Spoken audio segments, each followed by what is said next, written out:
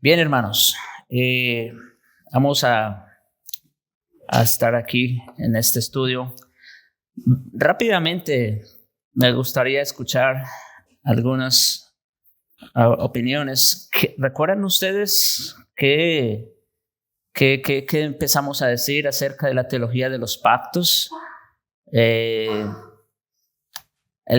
subtítulo ahí es una perspectiva hermenéutica y metodológica. ¿Qué importancia tiene esto de los pactos? ¿Recuerdan algo de lo que se dijo hace 15 días? Vamos a probar nuestras memorias. Vamos a recurrir al disco duro. Sí, mencionábamos la importancia de comprender la teología de los pactos para comprender las escrituras. Eso. Era vital.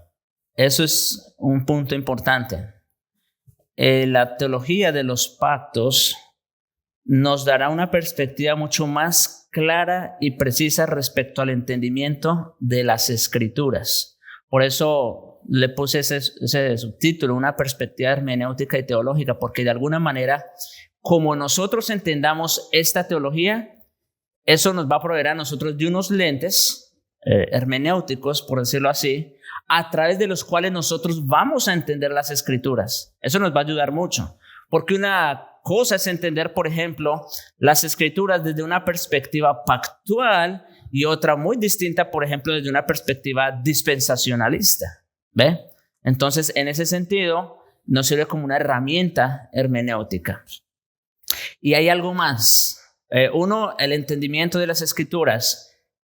Y hay algo más que también está conectado con eso. De por qué es importante el tema. ¿A qué nos ayuda a entender? Aparte de las escrituras. Cuando hablamos de los pactos, a ver si esto les ayuda. Cuando hablamos de los pactos, ¿desde cuándo nosotros tenemos que pensar en esto?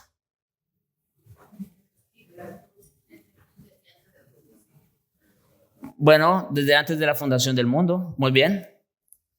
Y eso entonces nos lleva o nos conecta ¿con qué? Un pacto eterno. Exactamente, un pacto eterno. Entonces, en otras palabras, hermanos, la teología de los pactos no solo nos ayudará a tener un entendimiento claro y correcto de las escrituras, pero también nos van a proveer un conocimiento mucho más completo del desarrollo del plan eterno de redención. De eso se trata la teología de los pactos, de proveernos ese conocimiento necesario para entender cómo, no solo cómo inició, sino cómo se ha venido desarrollando ese plan que se trazó desde antes de la fundación del mundo, ¿no es cierto? Un plan de redención. Esas son dos cosas importantes, hermanos, que yo quiero que recordemos a medida que avancemos en este estudio. Esos son fundamentales. O sea, yo sé, nuestra mente es traicionera, pero por lo menos recordemos esas dos cosas conforme avancemos en este estudio.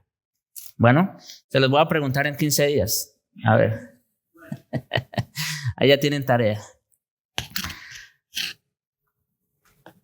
También hablamos, les presenté esta tabla, ¿recuerdan? Sobre las ramas de estudio en la teología. ¿Alguien quiere explicar un poquito más o menos lo que tenemos en la tabla?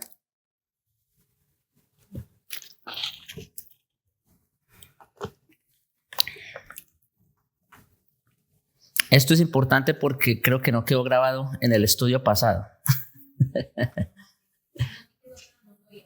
Bueno, sí, eso fue lo que pasó, en efecto.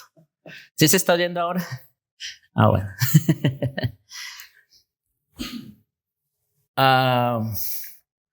¿Qué tenemos en la columna izquierda? ¿Recuerdan? Bueno, esas son algunas de las ramas de la teología. Pudieran ser más, ¿verdad? Según la perspectiva de cada teólogo, de cada persona. Pero en términos generales vamos a decir que son esas 4 ramas de estudio. Está la teología bíblica, está la teología sistemática, está la teología práctica y la teología histórica.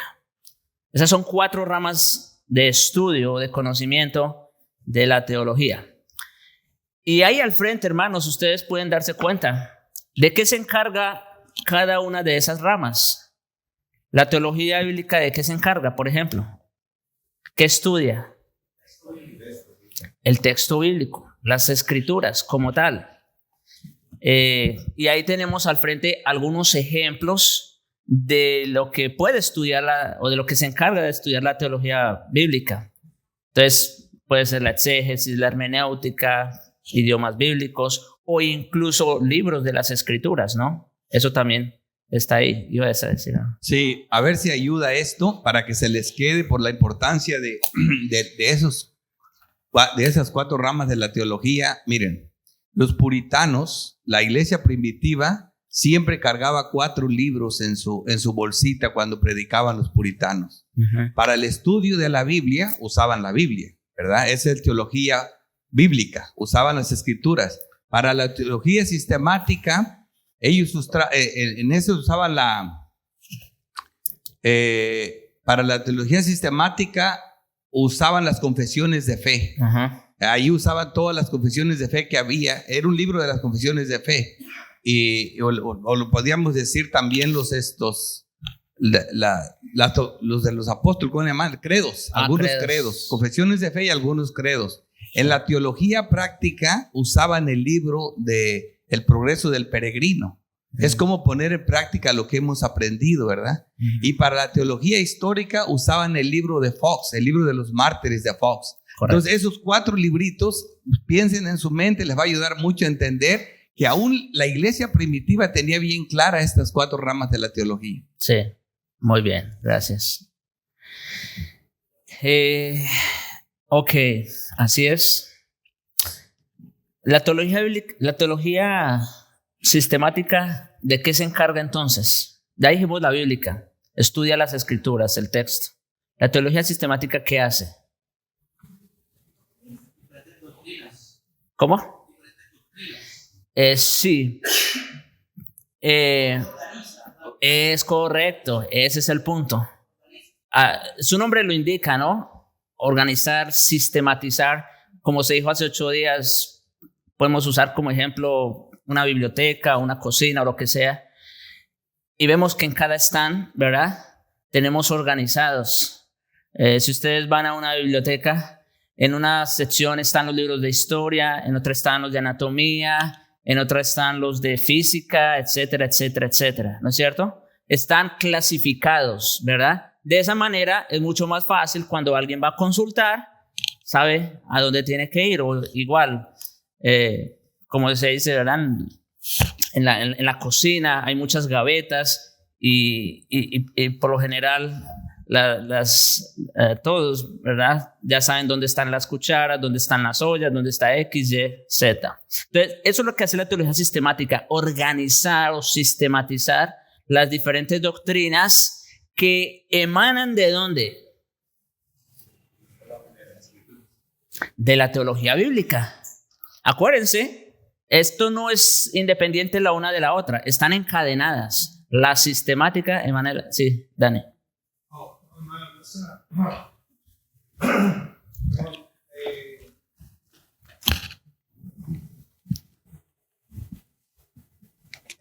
No solamente quería decir que a diferencia o sea que cuando nosotros decimos organiza por temas, ¿no? Acerca de la salvación o acerca de, no sé, acerca de los últimos tiempos, X, ¿no? Ahí hay unos ejemplos, teología ¿no? propia, lo que sea. Uh-huh. Esto no es igual a como se predica en otras iglesias que no predican de manera conforme a las escrituras lo van haciendo como se hace aquí. Sí. Porque se podría confundir, bueno, entonces vamos a predicar acerca de la soteriología de la salvación, ¿no? Y entonces agarran de aquí, de allá, donde sea. Sino que esta parte de la diferencia es que sistematiza, pero a la luz de todas las escrituras. O sea, se sistematiza a la luz de todo, desde el principio hasta el fin, a comparación de los otros que solamente agarran un tema y ahí es cuando es el error donde agarran versículos que tratan de hacer no una exégesis, sino lo contrario, y que se adapte a lo que ellos tratan de decir. Entonces creo que esa es la única diferencia que... O sea, que no se vaya a confundir que es lo mismo que lo que hacen otras personas, ¿no? Sino que aquí ya... Y de hecho, bueno, esto es cuando se estudia, pero ya en la predicación es totalmente diferente. Sí, mire, los pastores tenemos que de alguna manera... estamos conectados con las 4 ramas de la teología, o sea, de alguna u otra manera. Una se usa más que otra, ¿verdad? Cuando predicamos específicamente, nos concentramos en la teología bíblica, porque lo que hacemos nosotros es ir al texto, lo que el texto dice, enseña, revisamos, sí, comentarios, etcétera, pero nuestro énfasis es el texto, ¿ve? Y eso es lo que es la predicación expositiva. Es una predicación versículo por versículo, ¿no es cierto? Pero, por ejemplo, lo que estamos haciendo ahorita, en este momento, esto es una clase. Aquí ya no estamos hablando expositivamente. Aquí estamos hablando temáticamente o sistemáticamente, ¿ve? Estamos tomando precisamente una doctrina en particular y la estamos estudiando en el contexto de todas las escrituras, obviamente, ¿ve? Entonces, en ese sentido, nosotros estamos sistematizando, se puede decir, en este momento. Estamos haciendo eso. Ok, y hay algunos ejemplos. Bueno, la práctica, pues ya se dijo, ¿verdad? Tiene que ver precisamente con la práctica de todo este conocimiento en el ministerio, ¿verdad? En el ministerio. Entonces, aquí tenemos algunos ejemplos como la ética cristiana, la homilética, consejería, entre otras.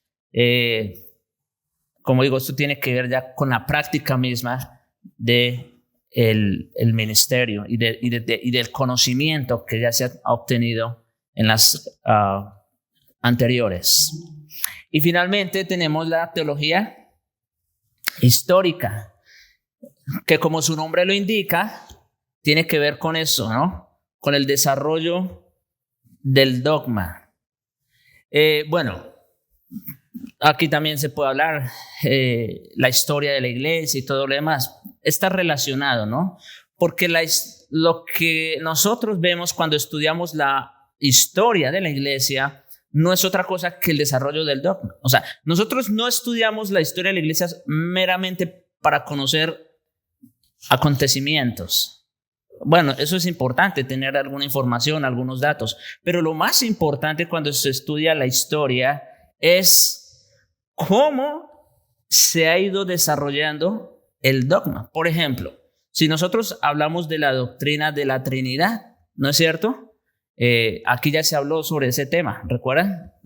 Creo que la mayoría estaban aquí cuando hablamos de la Trinidad. Eso es una doctrina, eso es sistemática. Sin embargo, recurrimos a la histórica para ver cómo esa doctrina llegó a ser parte formal de la iglesia, ¿no es cierto? Entonces tenemos que ir allá hasta los primeros siglos, siglo 3 y 4, donde se llevó a cabo todo el debate en torno a la Trinidad. Porque, bueno, ya saben, Arrio, por ejemplo, que fue uno de los promotores de que Dios no podía existir en 3 personas, etcétera, etcétera. Entonces, ahí se desarrolló específicamente esa doctrina en ese contexto. Bueno, no vamos a abundar más. Como digo, ahí tenemos algunos ejemplos de materias que estudian la teología histórica, como la patrística, la historia de la iglesia, los concilios, en fin. Bien, hermanos, hasta aquí, ¿algún comentario? ¿Algo que decir? ¿Está claro? Muy bien. Es importante, los hermanos que quieran, vamos a decir, ¿verdad? Profundizar más, ¿verdad? El estudio, pueden irle tomando fotos a las diapositivas. Yo creo que eso les va a ayudar, ¿verdad? Para repasar sus apuntes, en fin, para profundizar si quieren. Ahora, La pregunta que sigue es, bueno, ¿y en cuál de estas teologías, recuerdan, encaja la teología de los pactos? Ya se habló un poquito sobre eso, ¿recuerdan? ¿Qué se dijo? ¿En cuál o en cuáles ramas encaja la teología de los pactos? Bíblica, sistemática. Muy bien. Como digo, cuando hablamos de otras materias, como las que tenemos ahí, uno dice, esa va aquí o esa va allá. Pero cuando hablamos de la teología de los pactos, Digo, eso parece que cae en todos. Bueno, en parte, ¿verdad? Pero sí, específicamente está o tiene que ver con la teología bíblica y con la teología sistemática. Ya vamos a ver por qué, como dice aquí. La teología pactual trata específicamente el desarrollo y cumplimiento histórico del plan redentor de Dios. O sea, para estudiar esa primera parte, ¿verdad? El desarrollo y cumplimiento histórico del plan del redentor, ¿a dónde tiene que ir? ¿De dónde se provee el conocimiento del desarrollo y cumplimiento del plan redentor? En las Escrituras. Entonces ahí está, ¿verdad? Conectado con la teología bíblica. Pero noten cómo sigue. Mientras sistematiza, organiza de forma simultánea los elementos en una soteriología sana, en una eclesiología práctica, en una sacramentología correcta, una escatología bíblica y más. Eso ya tiene que ver con ¿qué? Con la sistemática. Entonces, sí, correcto. Entonces, la teología pactual, hermanos, nos provee conocimiento y nos provee herramientas para tener, en otras palabras, una teología sana, ¿sí? Una teología sana. No vamos a abundar ahorita, pero conforme avancemos, vamos a ver que el hecho de tener una teología pactual bíblica nos va a librar de corrientes como el dispensacionalismo, que se habló hace 15 días. Bueno, hay 2 clases de dispensacionalismo, ¿verdad? Del paidobautismo, ¿no es cierto? Es decir, del bautismo de infantes, entre otras cosas. Por eso, la teología pactual va a ser una herramienta muy útil. La teología pactual, hermanos, entonces, podemos decir que analiza tanto el bosque, o sea, desde una perspectiva general, pero también los árboles o los detalles. Las macro y microperspectivas de las Escrituras. No solo trae a la luz los detalles grandes y pequeños del progreso de la redención, sino también interpreta y explica la significación teológica y las implicaciones sistemáticas de estos. En otras, o sea, como les digo, conforme avancemos, vamos a ver que algunas prácticas, por ejemplo, que se tenían bajo el antiguo pacto, ya no siguen ahora bajo el nuevo. ¿Por qué? Bueno, porque eso era parte de, vamos a decir, de una eclesiología, si se le puede llamar así, antiguo testamentaria, que ahora ya no aplica para nosotros que estamos bajo el nuevo pacto, ¿ve? Pero bueno, vamos a irlo viendo. Esto es introductorio.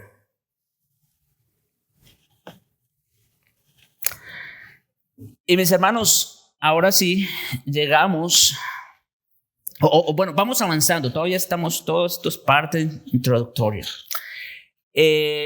Vamos a ver como herramientas metodológicas o premisas que nosotros debemos tener en cuenta a la hora de estudiar la teología pactual. O sea, hay algunas cosas que nosotros debemos tener claras para no cometer errores a la hora de acercarnos al estudio de la teología pactual. Y hermanos, estas distinciones que vamos a ver a continuación, yo espero con la ayuda del Señor que puedan quedar claras. Conforme avance, yo voy a ir haciendo pausas para cualquier pregunta que pueda surgir, que yo espero que surja, porque de esa manera enriquecemos el estudio. Entonces, en primer lugar, como premisa, para acercarnos a este estudio, tenemos la distinción entre creación y pactos. Creación y pactos. ¿Qué quiero decir? Bueno, la confesión, de hecho, acuérdense que todo esto viene de nosotros estamos partiendo de la confesión. En el capítulo 7 y el párrafo 1, que es el capítulo sobre los pactos precisamente, dice lo siguiente, la confesión. La distancia entre Dios y la criatura es tan grande que aun cuando las criaturas racionales, o sea, ahí ya está haciendo distinción qué tipo de criaturas, ¿no? No está hablando de cualquier criatura, de un animal, de una planta, no, está hablando de criaturas racionales. Las únicas criaturas racionales, ¿quiénes son? Los hombres. Ok, entonces, vuelvo y leo.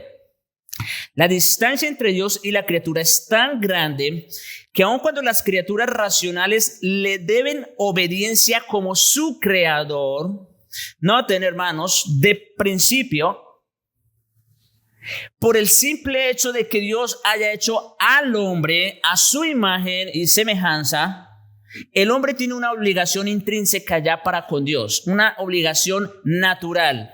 ¿Cuál es? Obediencia. La obediencia.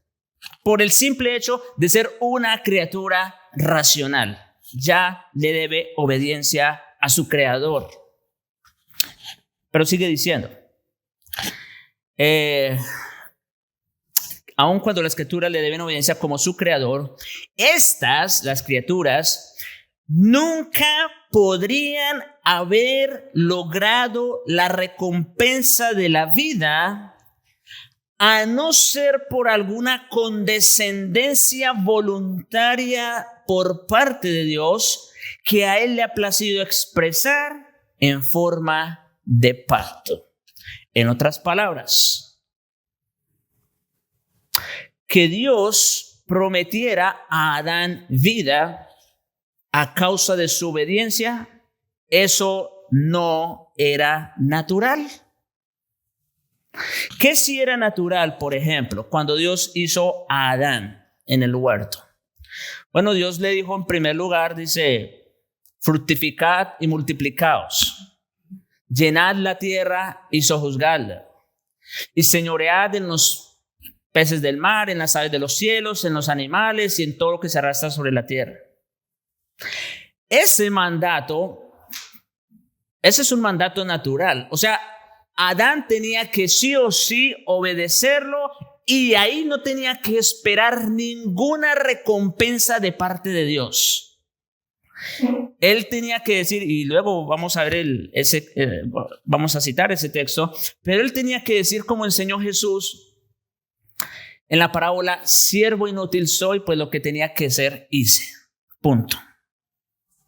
Con respecto a ese mandamiento. Ahora, que Dios después le dijese, de todos los árboles del huerto puedes comer, pero del árbol del conocimiento del bien y del mal no comerás, porque el día que del comas ciertamente morirás. Eso ya fue un acto de condescendencia de parte de Dios. ¿Por qué? Esto ya no es un mandamiento natural. Esto ya es que Dios, en su gran misericordia, su gran amor, Él quiso de alguna manera entrar en una relación mucho más específica y más íntima con el hombre. Hasta entonces la relación solamente era creador-criatura. Pero con esas palabras, Dios implícitamente le está prometiendo a Adán vida. Porque le dice, el día que comas de ese árbol, ciertamente morirás. Implícitamente le está diciendo, si no comes de ese árbol, no morirás. Y ahí entonces tenemos un pacto, que es llamado el pacto de las obras. No voy a abundar en eso ahorita, eso lo va a hacer el hermano Jesús cuando le corresponda ese tema, pero solamente lo traigo como un ejemplo para decir que una cosa es la relación creador-criatura y otra cosa es que Dios, como dice la confesión, en un acto de condescendencia voluntaria, le plazca recompensar la obediencia del hombre. Mis hermanos, creo que se dijo hace 8 días en la prédica, Dios no tiene ninguna obligación con el hombre. No. Si Él nos debe algo, es porque a Él le ha placido ofrecerlo voluntariamente. ¿Se entiende? Entonces, puede decirse, hermanos, que lo que Dios creó e hizo y su curso y progreso ordinarios, eso es natural. Por ejemplo, volviendo al primer mandamiento que Dios le dio a Adán, de fructificar, multiplicarse, sojuzgar, etc. Eso es natural a todos los hombres. Todos los hombres, en ese sentido, debieran procurar eso. Por ejemplo, cuando se une el hombre con la mujer, procurar el fructificar. La administración de la creación, ¿no es cierto? A los diferentes trabajos que hay en el mundo, ¿no? No todos se dedican a lo mismo, pero todos de alguna manera contribuyen a la mayordomía o administración de esta creación en la cual Dios nos ha puesto. Si lo hacemos bien o mal, eso es responsabilidad nuestra. Y es una responsabilidad natural que tenemos para con Dios como creador. Pero lo que Dios hace más allá de la naturaleza, eso es sobrenatural. Y los pactos, hermanos, están en esa última categoría. No son parte del orden natural creado. Vuelvo y repito, los pactos no son parte del orden natural creado. Dios hubiera podido crear al hombre, hermanos, le da sus mandamientos naturales y simplemente no haber prometido vida en absoluto. Y aún así, el hombre tendría que estar obligado a obedecer a Dios. Pero a Dios le plació. Por eso, vuelvo y repito, los pactos no son del orden natural creado. Corresponden a un acto de condescendencia de parte de Dios. Ahora, para que lo vean mejor, siempre pienso cómo tratar de ayudar a vuestras mentes a entender, porque yo sé que a veces hablamos de muchos conceptos y cosas que parecen lejanas o abstractas, pero no. Aquí tengo otra tabla. Alisten sus cámaras.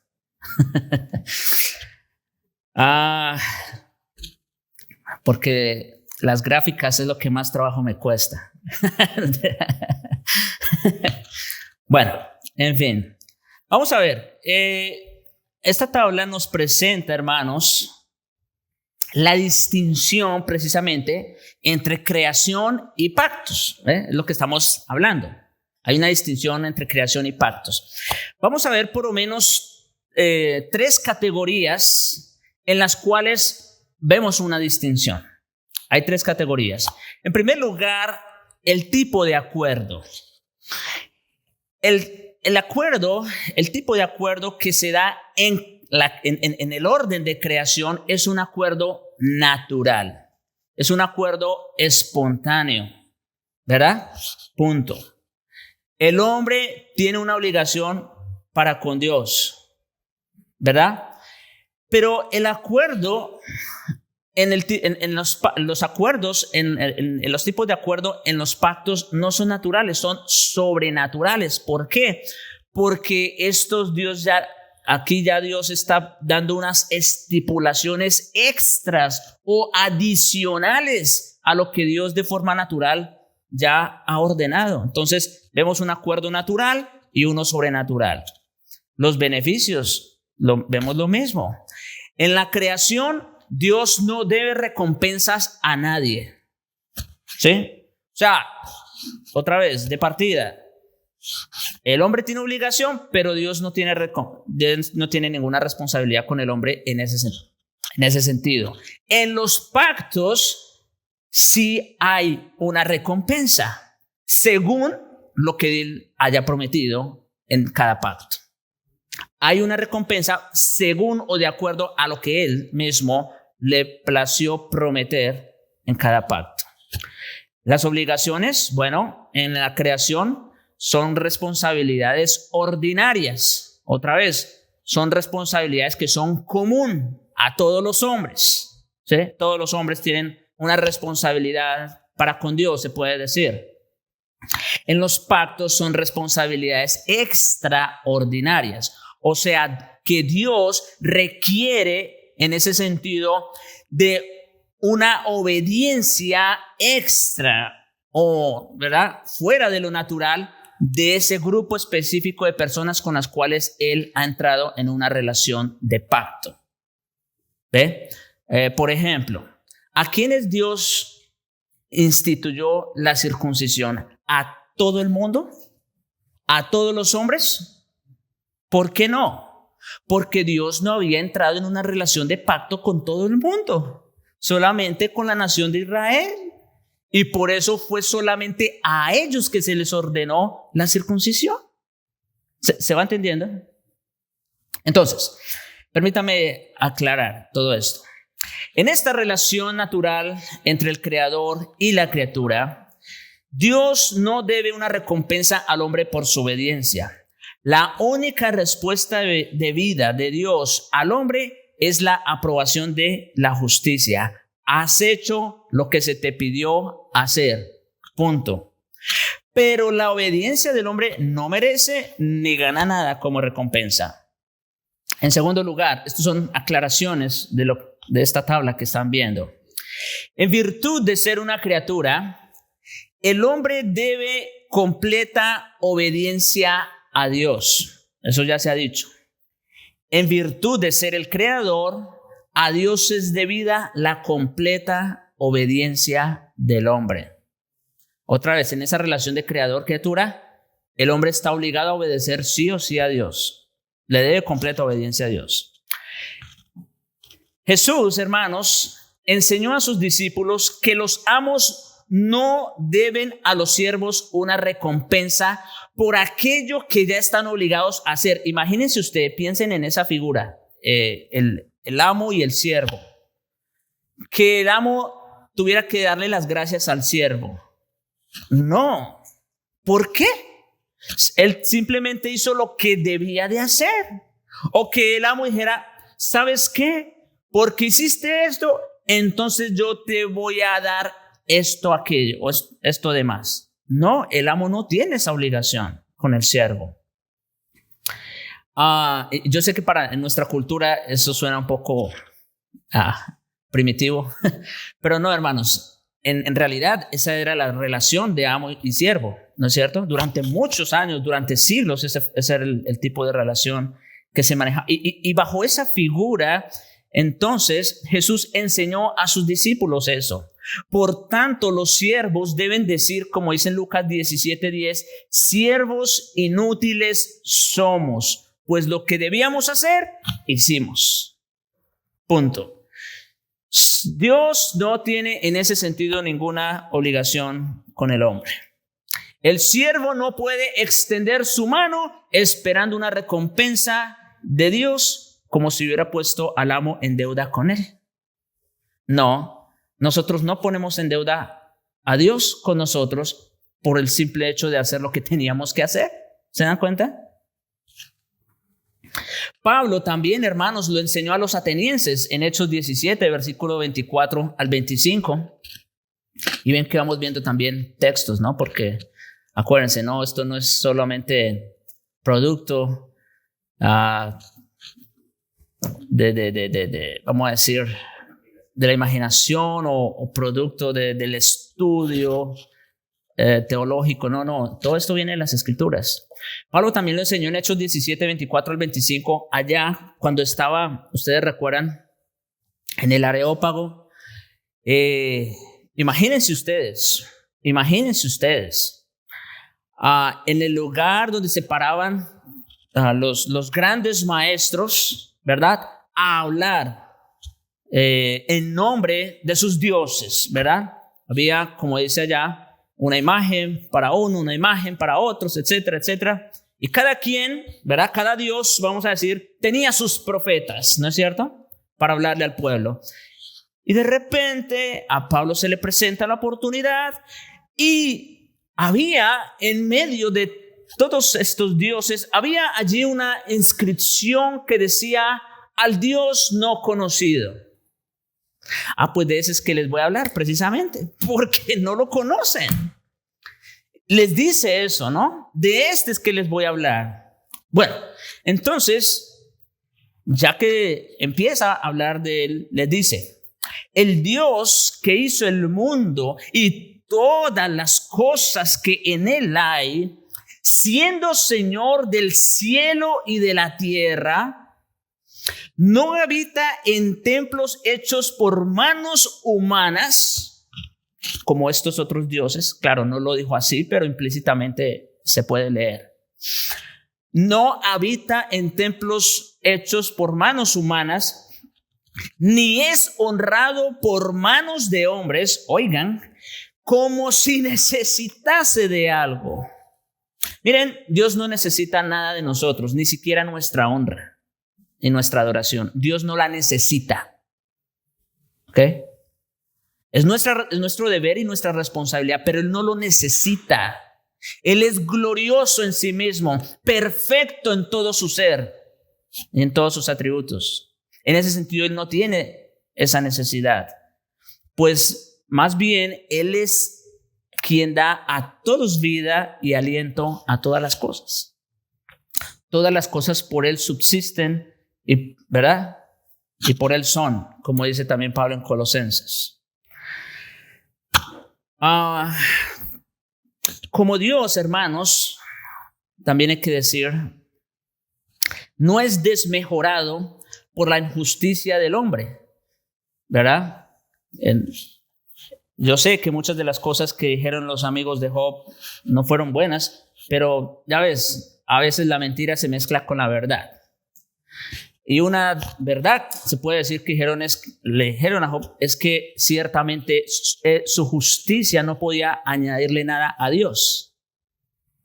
En eso tenían razón. Y hermanos, como Dios no es desmejorado por la injusticia del hombre, tampoco es mejorado por su justicia, ni recibe por medio del servicio del hombre algo que carecía como para que Dios necesite responder de manera recíproca al hombre. Es decir, es verdad que el hombre le debe obediencia a Dios como su creador. Eso es verdad. Pero eso no pone en deuda a Dios con el hombre. Dios no necesita nuestra obediencia. Dios no necesita nuestra adoración. Por lo tanto, Él tampoco necesita respondernos recíprocamente. Como dice Nehemiah Coates, un bautista particular de hace algunos siglos, nadie puede obligar a Dios o hacerle deudor de ellos a menos que Él condescienda a obligarse a sí mismo por un pacto o una promesa. Noten, nadie puede obligar a Dios, nadie pone en deuda a Dios. Dios, por un acto de pura gracia, por un acto de condescendencia, Él se ha obligado a sí mismo. ¿Se dan cuenta de la diferencia? Nosotros no lo ponemos en deuda a Él. Él solo se pone en deuda por un acto de condescendencia. Eso es un pacto, hermanos. Eso es un pacto. Eso no es parte del orden natural de lo creado. Como digo, Dios pudiera habernos dejado demandar nuestra obediencia, sí, como creador, pero sin ninguna recompensa. Pero si a Él le place recompensarnos, es porque Él así le ha placido. Y Él sí se obliga a sí mismo. Entonces, ya para ir cerrando esta parte, los pactos, hermanos, no son acuerdos naturales. No son parte del orden natural establecido por Dios. Los pactos son arreglos provistos por Dios que van más allá de la relación natural entre creador-criatura. ¿Sí? Van más allá, es mucho más íntimo, más fuerte. Implican una distribución de los beneficios, ya sean prometidos libremente o condicionados por alguna acción. Rápidamente un ejemplo aquí. Libremente, a Abraham se le prometió que sería padre de muchedumbres de gente. ¿Qué tuvo que hacer Abraham para ser padre de muchedumbre de gentes? Nada, porque ni siquiera el hijo de la promesa fue un hijo conforme al orden natural. ¿No es cierto? Para empezar. Entonces, esos son beneficios prometidos libremente o condicionados. Por ejemplo, a Adán se le dijo, el día que comas del árbol morirás. Eso era una condición, ¿no es cierto? Ahí había una condición. De otra manera, hermano, que de otra manera no estarían disponibles a la criatura. Estamos hablando de la distribución de esos beneficios que se prometen en los pactos. Algunos son prometidos libremente, otros son condicionados, pero en todas maneras, a no ser que fuera por ese pacto o por algún pacto, no estarían disponibles esos beneficios a la criatura, como los que, por ejemplo, confirmaron la vida eterna, la tierra de Canaán, el reinado sobre Israel o la misma salvación en Cristo. Esa es una promesa distribuida libremente.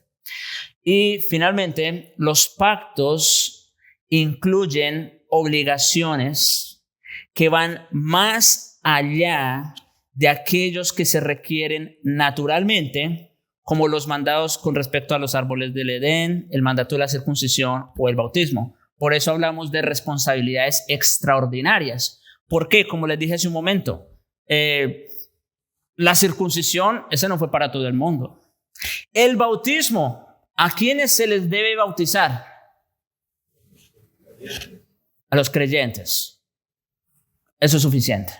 A los creyentes. Entonces, hermanos, hasta aquí, esta es una explicación de cómo es diferente la relación de creador-criatura a la relación de Dios con el hombre a través de un pacto.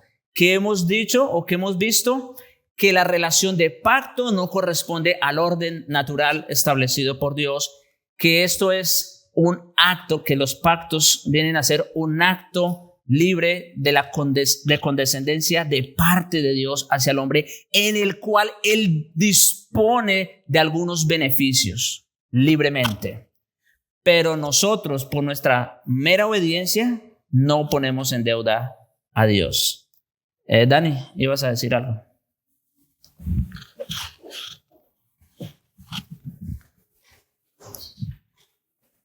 Sí, cuando estabas hablando acerca de, por ejemplo, de la circuncisión, también lo podemos ver que eran extraordinarias en el sentido, como dijiste, no eran para todos, solo era para el pueblo de Israel, pero también podemos contrastarlo en que en el orden natural de la creación, si Dios no hubiera instituido, por poder ponerlo así, instituido la circuncisión, de forma natural el hombre no lo hubiera empezado a hacer. O sea, eso fue a partir de que Dios les dijo que por pacto o por señal de pacto lo iba a hacer el pueblo de Israel, pero de otra manera, de forma natural, no se hubiera hecho. Entonces, bueno, ese era el comentario respecto a eso, que es porque Dios así lo instituye. Y también cuando hablaste acerca de Abraham, que era lo que él tuvo que hacer, pues se concluyó que nada, ¿verdad? Uh-huh. Pero entonces también otra diferencia es que cuando Dios instituye un pacto o hace un pacto con el hombre, al hombre le toca creer y va a ser recibido por la promesa. Bueno, y eso ya se va a tocar más específicamente cuando veamos los pactos, por cada uno de los pactos, pero también otra, para que lo podamos entender un poco mejor. En Abraham solo le tocaba creer y no hacer nada, uh-huh, porque la promesa, Dios cuando hace el pacto lo jura por él mismo, como le dijiste, él está obligado que cuando él hace un pacto, él está obligado por condescendencia a nosotros a cumplir ese pacto. Sí. Rápidamente, solamente para complementar la idea. Hay dos clases de pactos, se puede decir. Estoy generalizando. En las Escrituras solamente encontramos dos clases de pactos, unos condicionales, otros incondicionales. En ambas clases de pacto hay una promesa, tanto en el incondicional como en el condicional. En ambos, Dios está obligado a cumplir la promesa. La diferencia está ¿en qué? En nuestra responsabilidad como hombres. En uno, estamos obligados a guardar la condición que se estipuló en dicho pacto para recibir la recompensa. En el incondicional, no tenemos una obligación para recibir esa recompensa. La obediencia viene como resultado de haber recibido la recompensa. Solamente lo estoy mencionando, ¿verdad? Lo estoy lanzando así, yo sé. Habría más que comentar. Más adelante, si Dios quiere, vamos a abundar un poquito en ese punto. Pero por ahora quise dejarles eso, que hay esos dos tipos de pacto. En ambos Dios está obligado a cumplir su promesa, pero la diferencia es que unos son condicionales, es decir, hay participación del hombre o dependen de la obediencia del hombre, y los otros son incondicionales. Sí, allá atrás alguien. Para añadir un poco al tema del acuerdo natural y sobrenatural. Sí. Sabemos que muy bien lo explicaste, pastor, del aspecto natural, que Dios le da al hombre un mandato natural, es de la tierra, sojuzgarla, multiplicarla, administrarla, etc.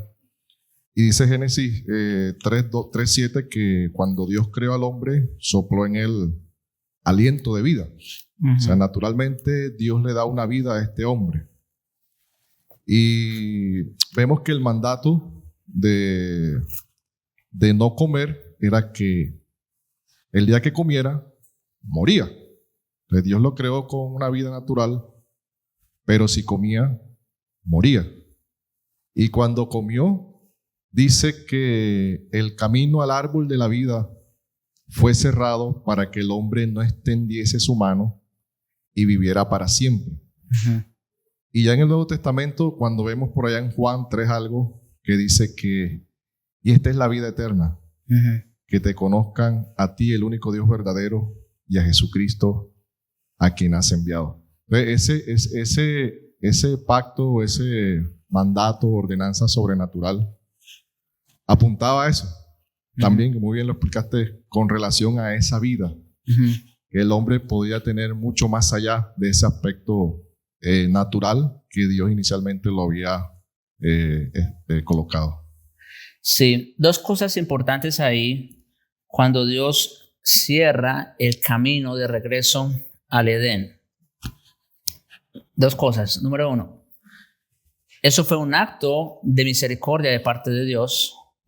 que si Adán hubiese regresado en su pecado, hubiese vivido en esa condición para siempre. Y no solo él, sino su posteridad. O sea, que eso fue un acto de misericordia. Y número 2, también es un acto de misericordia porque de alguna manera, como estaba diciendo Jesús, nos está enseñando que el hombre, por su propia cuenta, es imposible que vuelva a Dios. Solamente Dios iba a proveer a aquel que iba a ser el camino de regreso a la comunión con el Señor. Exactamente. Pastor, Sí, hermano. otra cosita que quiero agregar a los pactos. Sí. El pacto siempre era unilateral. Ajá. Dios solamente pactaba con el hombre, no el hombre contra Dios. Ujú. Y era un acto que Dios hacía por misericordia hacia el hombre. Bien sea los dos pactos, Correcto. el pacto de obra y el pacto de gracia, pues. Ese es el que usted está mencionando ahorita. Lo asomó, pues. Ajá. Entonces, en el pacto de obra, bueno, Dios le exigía una responsabilidad al hombre, en el cual no la podía tampoco cumplir totalmente. Ujú. Y el pacto de gracia, que cuando nosotros lo vemos mostrado, ilustrado, vamos a decirlo así, con Noé, con Abraham, con David, porque con Adán y el pueblo de Israel fue pacto de obra. Es una ilustración, pues, voy a decirlo así. Ujú. Pero siempre fue un pacto que Dios hizo con el hombre, era un unilateral. Sí. Otra vez, acuérdense que un pacto, hermanos, esto deben tenerlo también siempre presente en este estudio. Un pacto es un acto de condescendencia de parte de Dios. Punto. No es parte del orden natural. O sea, si a Dios le place entrar en relación con el hombre y prometer algo, ya sea condicional o incondicionalmente, eso es un acto de condescendencia de parte de Dios. Nosotros no tomamos la iniciativa. Sí.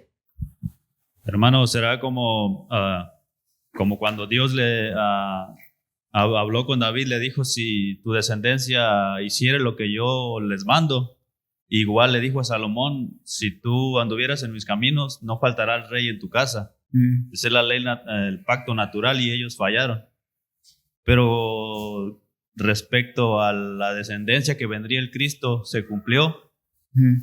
Sería el pacto que no iba a fallar, lo que Dios dijo que vendría, sea el Mesías. Bueno, fíjese que ahí en ese caso vemos que Dios prometió algo a David. Acuérdense, que no faltaría de su casa quien estuviera sobre el trono. Y si revisamos, bueno, por lo menos hasta el tiempo del cautiverio, no hubo quien faltase de la casa de David en el trono de Judá, ¿no es cierto? Siempre hubo uno. Y esa misma línea, o sea, ya aunque ya no era linaje, se puede decir, porque se perdió, pero esa misma línea siguió hasta que vino el Mesías prometido.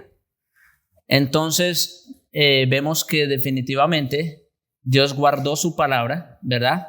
Aunque vamos a decir físicamente Israel o Judá no estaba viendo un rey sobre el trono durante más de 400 años, porque digo, eso fue desde el cautiverio, o sea, fue mucho antes. Sin embargo, Dios, Él sí, estaba asegurándose del cumplimiento de la promesa que le había hecho a David. Entonces, en ese sentido, ¿verdad? Sí, Dani.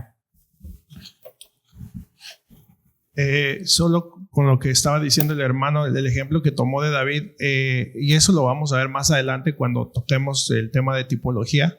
Vamos a ver cómo los pactos, en este caso que él habló de David en el pacto davídico, y todos los pactos, de hecho, todos tienen dos cumplimientos.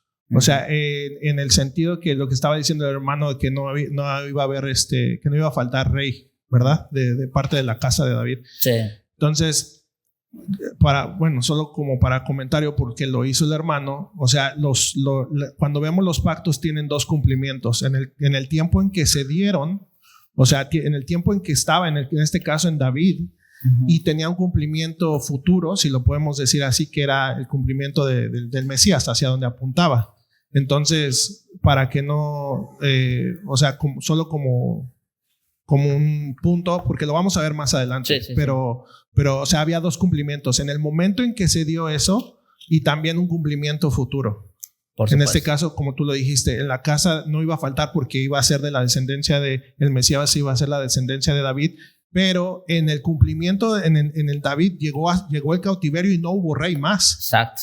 O sea, entonces ahí ya hubo un cumplimiento y cesó eso, pero había un cumplimiento futuro en el Mesías, ese doble. Incluso, agrego algo más ahí, los pactos tuvieron un cumplimiento inmediato, se puede decir, o literal. Tuvieron un cumplimiento mesiánico, ¿verdad? Ya ese también ya pasó, pero incluso algunos elementos de algunas promesas de los pactos todavía están por cumplirse. Están por venir. Entonces, otra vez, para decir que tuvo un cumplimiento literal, un cumplimiento mesiánico, y todavía hay parte, ¿no? Ya no es todo, pero alguna parte que todavía está por cumplir. Bien, vamos a terminar, hermanos. Esta hora ya se nos fue. Siento que se me fue como 15 minutos. Vamos a orar para cerrar. Padre nuestro que estás en el cielo, gracias te damos, Señor, por este tiempo que nos das de estudiar, de meditar en tu palabra. Gracias, Señor, por la revelación que nos has dado. El hecho, Señor, de saber que tú, por tu misericordia, Señor, te plació voluntariamente condescender a nosotros. No estabas obligado, Señor, no tenías esa responsabilidad, Señor, pero a ti te agradó. Gracias te damos, oh Dios, y sobre todo por darnos a Jesucristo, mediador del nuevo pacto. Gracias te damos, Señor, por esa obra y te rogamos que nos ayudes a confiar en ti, Señor, conforme avancemos en este estudio, que aprendamos a descansar en ti, en tus promesas, en lo que tú has prometido, Señor. Sé con nosotros este resto de día, que podamos glorificarte en Jesucristo. Amén.